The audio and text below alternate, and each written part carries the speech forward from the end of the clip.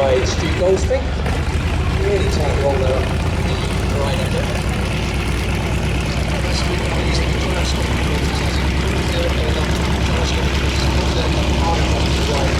That's a quite useful moving combat. If you want someone who's always got you on your tail, they're not expecting the aircraft to go sideways, as Mikael demonstrated. This is a completely different age of air combat. Even by World War II, most air speeds in combat were above 2. The combat pilots these days call it a knife fight in a phone box.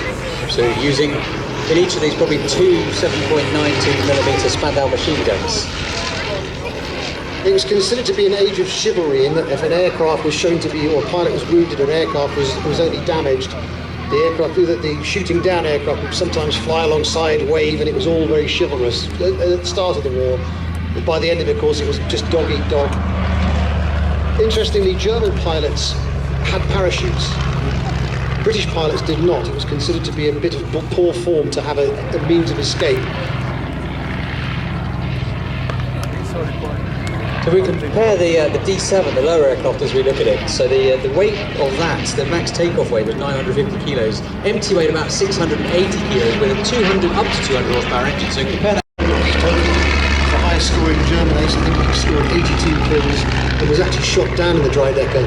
Interestingly enough, when the D7 came along, most of his squadron actually switched to the D7. They preferred it, but for whatever reason, Richthofen stayed with the Dreidecker right to the end of his career.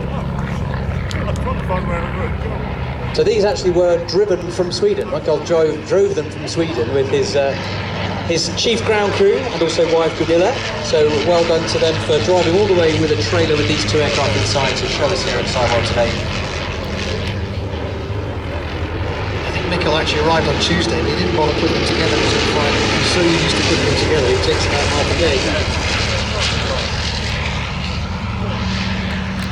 Hours of tail wheel time flying crop dusters before he even started his commercial aviation career.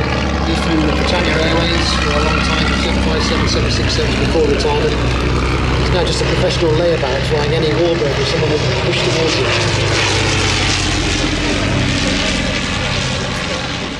He's also a staff pilot at Old Warden at Shuttleworth. He flies most of their aircraft. In fact, he tells me his two favourite aircraft are the Thunderbolt and the Box Kite, which is a pre-World War I bag of string and dope, which his father apparently flew a long time ago, so that's his second favourite aircraft. Hell of a contrast. Trying to point it as close as they can, not too kind of wind to affect them, but when they do land, they try to do exactly the same. Just point as close as they can to the wind. Listen to the engine go off and on as they come in.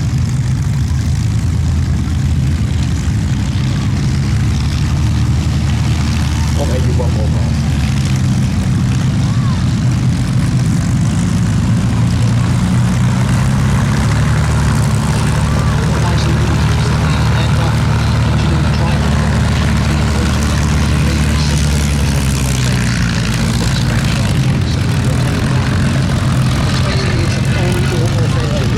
Set up the mixture control and everything working. This gives it full power or nothing at all.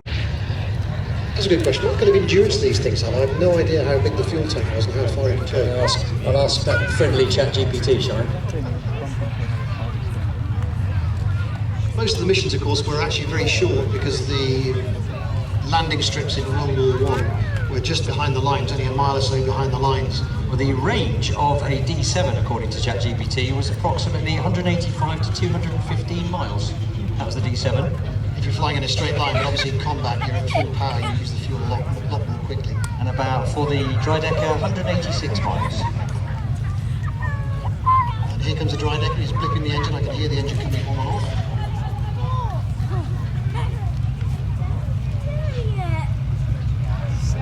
Perfect touchdown.